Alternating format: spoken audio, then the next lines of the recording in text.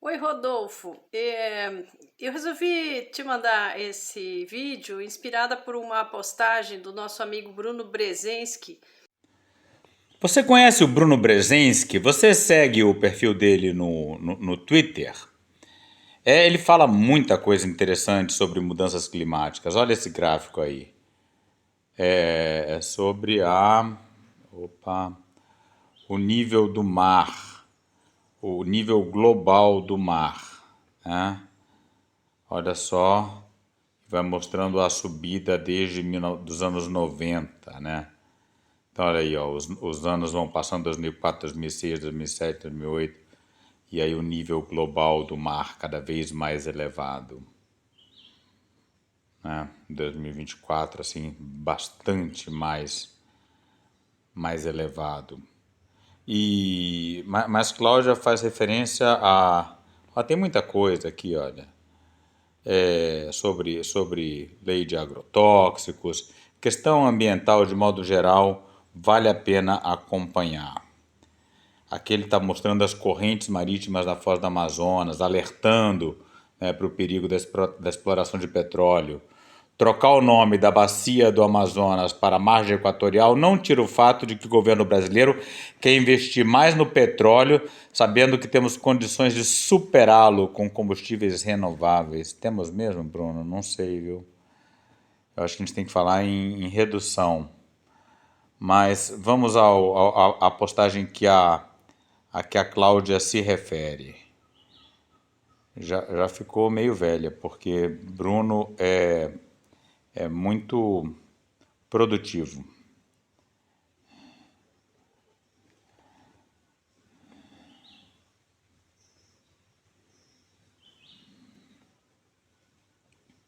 Então ele mostra aqui, plantão climático, vazamento de petróleo no Equador, emergência ambiental no Equador, danos sem precedentes.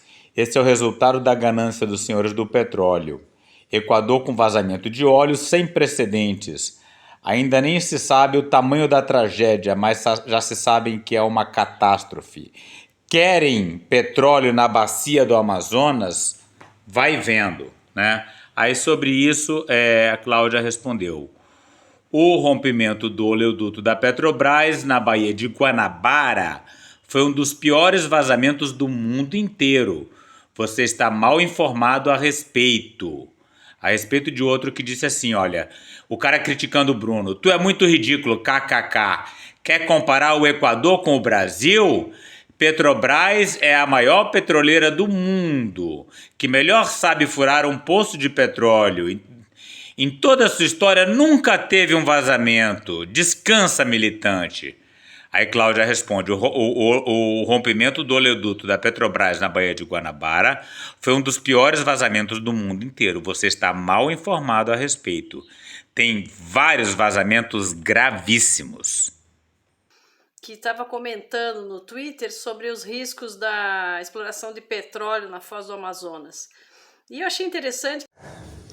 Tá, essa é a Cláudia Bório. Ela já falou algumas vezes aqui no canal sobre colapso climático, sobre os preppers, as pessoas que se preparam para o colapso, né? E isso no contexto da tragédia de Porto Alegre um ano atrás. Mas vamos ver o que a Cláudia tem a dizer sobre a questão da segurança das operações da Petrobras. Que quando ele falou alguma coisa negativa lá, uma pessoa comentou assim na postagem dele: ah, mas é a Petrobras e a Petrobras não tem risco de vazamento. E daí eu fiquei muito espantada porque esse comentário reflete uma falta de conhecimento geral do que já aconteceu com a Petrobras, que nós já tivemos alguns acidentes terríveis de vazamento de petróleo no Brasil. Sim, tem essa conversa, a Petrobras é a melhor do mundo, é a mais segura do mundo, que bom que vai ser a Petrobras que vai espalhar. Um que estava falando disso outro dia era o biólogo Henrique. Qual é o nome dele mesmo, Janja? É Robson Salame. Oi, aqui é Robson Salame e hoje eu queria recomendar esse excelente novo canal para você. Se chama BRICS Brasil Nacionalista. @biólogo Henrique RJ. Nesse canal abordarei o tema Brasil nacionalista e demais assuntos relacionados ao BRICS, meio ambiente e sustentabilidade, saúde pública, ciência e tecnologia. É muito melhor você assistir BRICS nacionalista do que ficar assistindo esse vídeo aqui do Baixa Audiência. E daí eu pensei em fazer uma pequena retrospectiva falando sobre alguns desses desastres ambientais. O primeiro, que é um clássico que a gente estuda e que marcou muito, foi o famoso acidente da Vila Socó, da cidade de Cubatão. Os mais novos não devem se lembrar, mas para mim, Cubatão é um símbolo da poluição extrema, né? Eu morava em São Paulo na época, acho que um pré-adolescente na época desse acidente da Vila Socó, né? Então eu morava aqui em São Paulo e olha só onde está Cubatão. Cubatão, você vai descendo ali a Serra do Mar, nos pés da Serra do Mar a gente tem Cubatão. E foi um acidente horrível, né? Uma coisa de outro mundo, né? Cubatão era símbolo de futuro distópico, de destruição ambiental, era Cubatão. Acho que os mais novos nem sabem mais disso. Cubatão fica na descida da Serra do Mar, de São Paulo para o litoral. É uma cidade que foi industrializada muito cedo, né? Era um exemplo de local de acidentes ambientais, porque era péssima a situação sempre de Cubatão.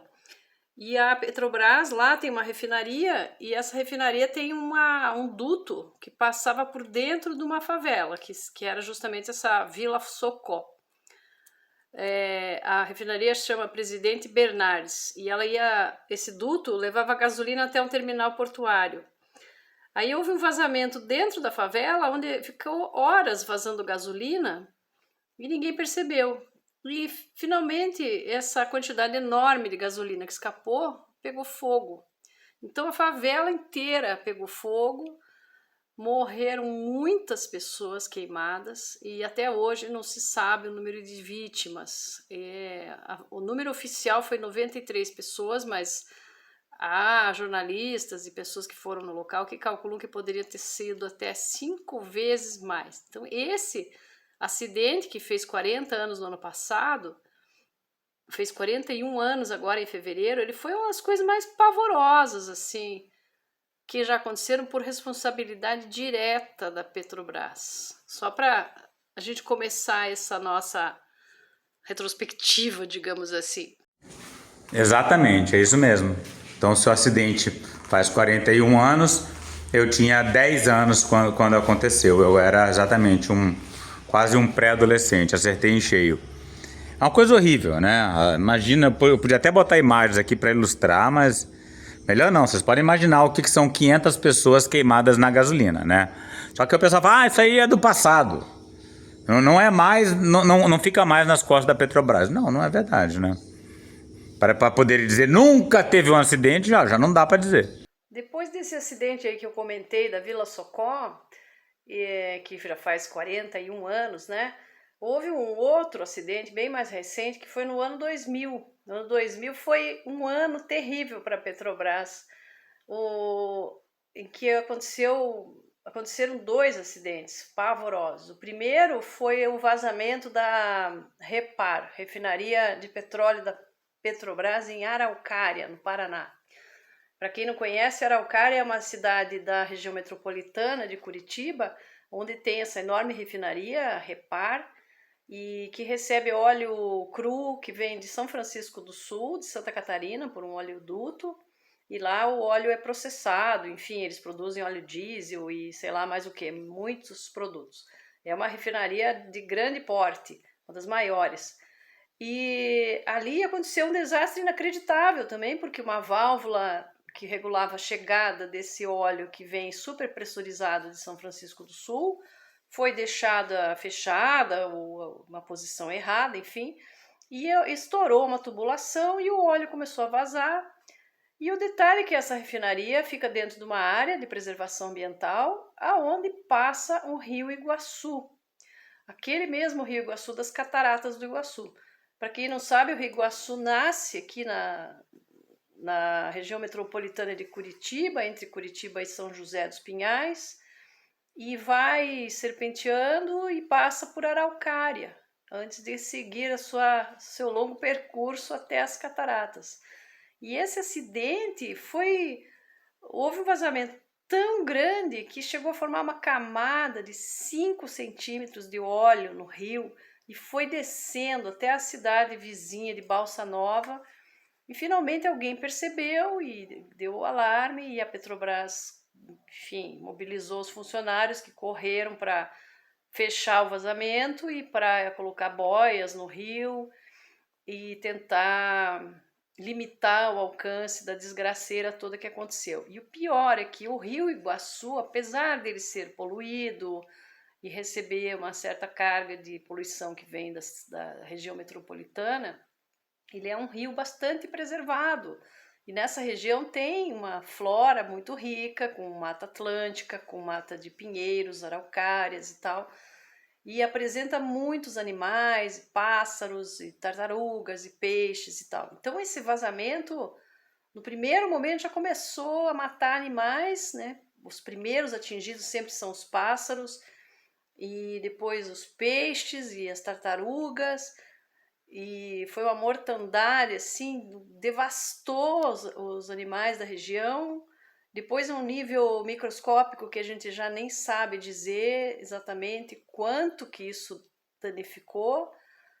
Enfim, a Petrobras fez todo o possível para limpar a área, levou quase 3 anos trabalhando, limpando milimetricamente a área, contratou a Universidade Federal do Paraná, contratou a Universidade Federal do Rio de Janeiro para fazer um trabalho de limpeza. Depois de 3 anos, eles calcularam que tinham retirado todo o petróleo detectável, digamos assim, mas até hoje, passados 25 anos, não se tem bem certeza do quanto isso impactou toda a vida nesse rio muito importante para o Paraná. Então foi um acidente. Depois o Conselho Regional de Engenharia fez um relatório falando de inúmeros outros acidentes pequenos que tinha havido na Petrobras e atribuindo esses acidentes todos a falhas humanas e falhas de controle que foram, assim, inacreditáveis, inaceitáveis mesmo. Foi uma coisa gravíssima. A Petrobras foi condenada a pagar indenizações a proprietários da área e tudo mais. Foi um dos piores acidentes com petróleo do mundo. Não vamos subestimar. Bom, e como quarto e último episódio, digamos assim, da nossa série de desastres ambientais da Petrobras, para quem confia cegamente nessa grandiosa empresa brasileira, que é um símbolo do progresso brasileiro, né? Uma empresa que traz na sua bandeira as cores da nossa bandeira nacional, uma empresa que é uma excelente opção de investimento, inclusive para quem deseja investir em ações e confia. Ações da Petrobras são um clássico, né? Eu, infelizmente ou felizmente, não consigo fazer nenhuma poupança direito. Meu desafio financeiro é fechar o mês sem entrar no vermelho. Mas para quem tem dinheiro para investir, a Petrobras é sempre uma possibilidade. Tá, e continuando essa nossa série de vídeos sobre desastres de vazamento de petróleo da parte da Petrobras, como eu tinha mencionado, né, no último vídeo, no ano 2000, além do terrível acidente de Araucária, Petrobras teve também um terrível acidente na Baía de Guanabara. O pintor Paul Gauguin amou a luz na Baía de Guanabara. O compositor Cole Porter adorou as luzes na noite dela. A Baía de Guanabara. Baía de Guanabara. A Baía de Guanabara que não requer nem explicações, né? Mostrar onde é a Baía de Guanabara seria ridículo. Você detestou a Baía de Guanabara.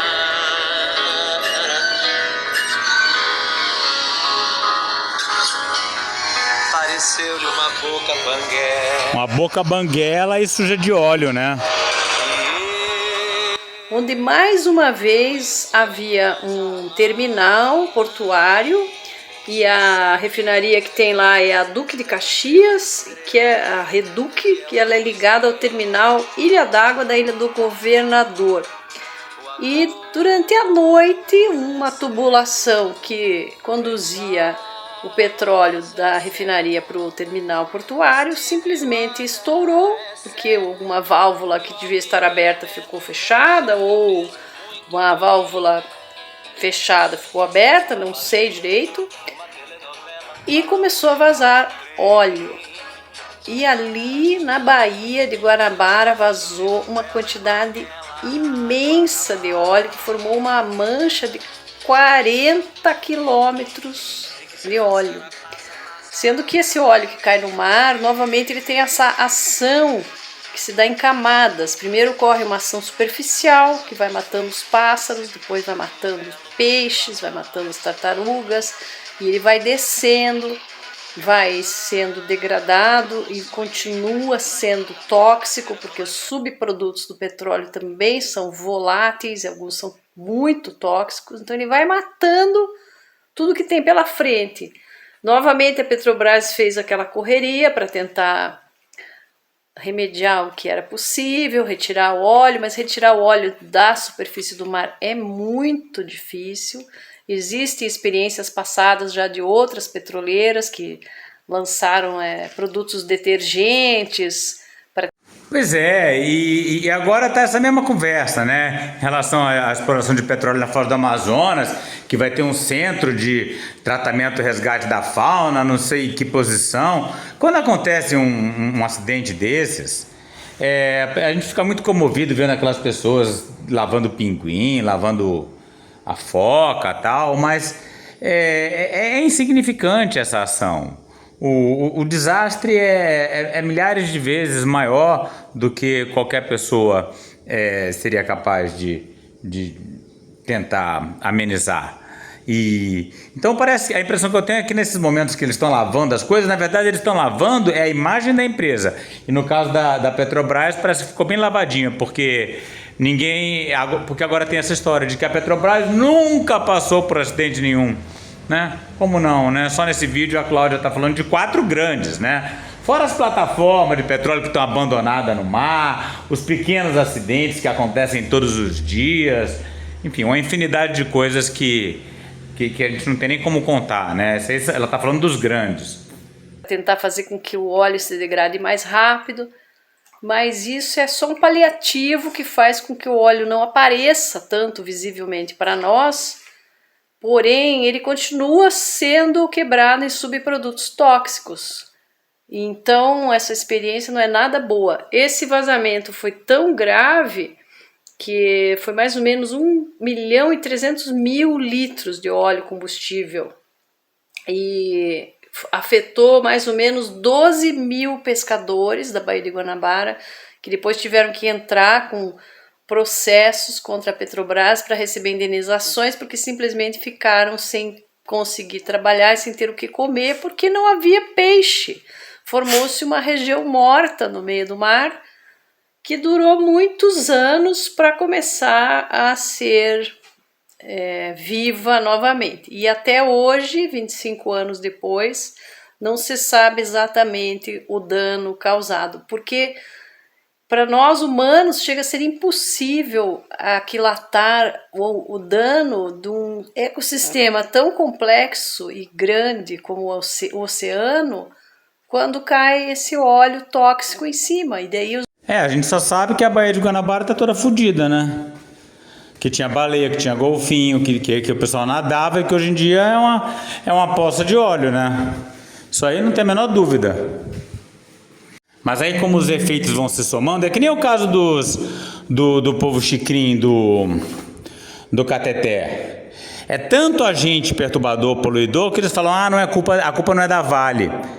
Ali a Petrobras é a mesma coisa, vai falar, é um navio gringo, é não sei o que, é não sei o que lá, é o cara da lancha, é o cara da traineira, a culpa não é mais da Petrobras. Todos os subprodutos do óleo vão se espalhando e vão causando danos em toda uma camada trófica lá que, enfim, foi uma desgraça, foi julgado como um acidente de falha humana, falha técnica, falta de sensores nessas tubulações. A Petrobras garante que remediou, que hoje em dia tem sensores que mostram que o óleo está saindo de um local e está chegando no outro. Mas não precisávamos ter aprendido isso com um dano tão grande, né? Um dano ambiental praticamente irreparável, né? Uma coisa muito grave mesmo. Sim, também não dá pra ficar com esse negócio de nunca teve um acidente, não precisa encher a boca tanto pra falar nunca teve um acidente, né? Pois é, ó, eu também ando de carro, eu também consumo gasolina. Mas não é por isso que a gente vai falar pode explorar petróleo na Foz do Amazonas porque a Petrobras é a melhor empresa do mundo que nunca aconteceu nada. Não dá. Né? Nós brasileiros confiamos muito na Petrobras, temos a Petrobras como um símbolo de excelência, temos a Petrobras como uma empresa modelo para fazer concurso e trabalhar lá por causa das excelentes remunerações, dos planos de carreira. Porém, como eu vinha comentando alguns desastres que já aconteceram, não posso deixar de comentar também o famoso desastre da plataforma P-36. A Petrobras tinha feito a maior... 20 anos atrás, 3 explosões destroem a plataforma P-36 da Petrobras na bacia de Campos. Plataforma submarina, semi-submersa, digamos assim, de exploração de petróleo, de todas que a gente tinha no Brasil, que foi uma construção caríssima, ela foi construída entre Itália e Canadá, se não me engano, isso é transportado pelos oceanos, uma operação logística inacreditável. Ela foi tão cara que foi considerada uma das coisas mais caras já feitas de forma industrial no Brasil e na América do Sul. E essa plataforma, em março de 2001, ninguém sabe bem porquê, sofreu várias explosões dentro dela e ela abalou uma das suas colunas de sustentação e ficou torta. E nesse momento das explosões, equipes de emergência foram tentar ver o que estava acontecendo, socorrer e tal, e morreram 11 pessoas.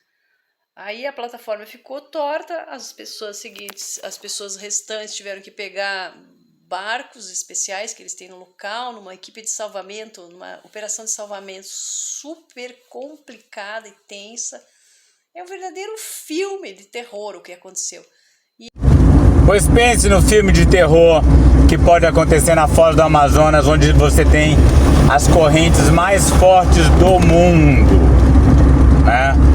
Então tem essa coisa do acidente, isso para não falar da estupidez de querer queimar mais petróleo, abrir uma nova frente de exploração de petróleo, quando o planeta já se afunda no colapso climático, né? Aí vai falar, pô, Rodolfo, você falando isso, dirigindo, você tá aí queimando gasolina. Tem vergonha? Sim, claro. Claro, Altamira é uma cidade violenta, o agro anda de caminhonete na velocidade altíssima. Eu tenho medo que meu filho seja acidentado numa situação dessa, preciso buscá-lo na escola. Outra coisa, uma cidade que odeia árvores, então você vai andando no céu, debaixo do céu, o tempo todo, um sol insuportável. Ou seja, até ando de bicicleta quando posso, mas não dá para dizer se você é contra a exploração de petróleo, não ande de carro. Mas quando a gente fala em transição energética, não é construir hidrelétrica.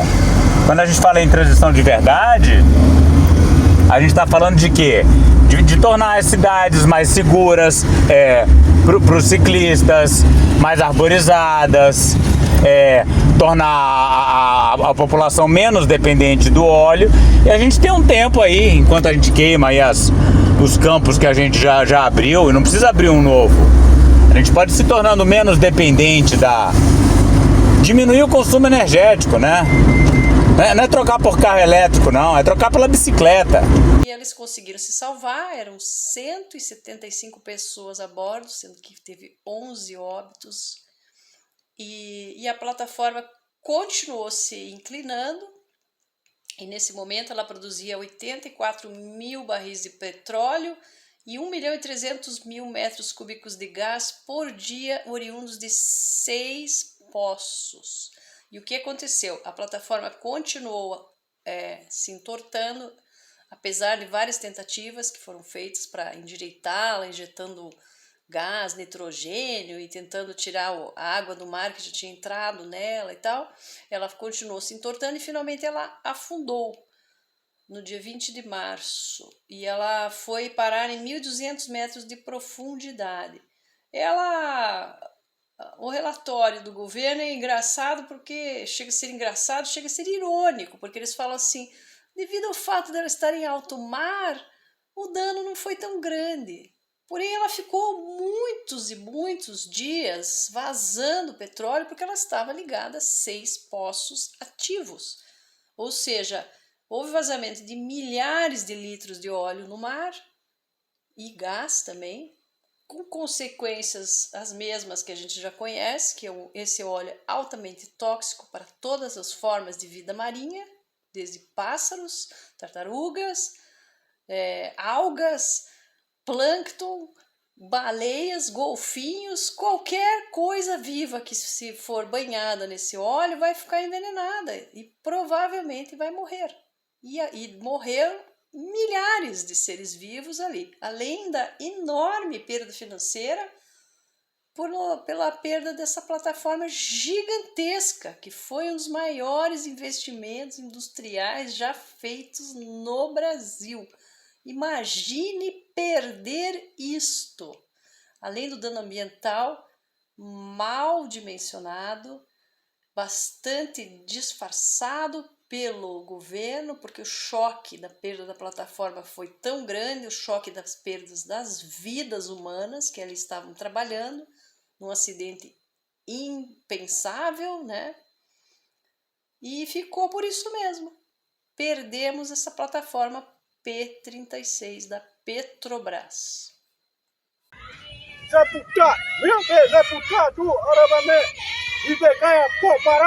Para saber mais e participar dessa luta radical pelos povos indígenas, a floresta tropical e a biodiversidade de modo geral, inscreva-se no canal, deixe seu like e comentário.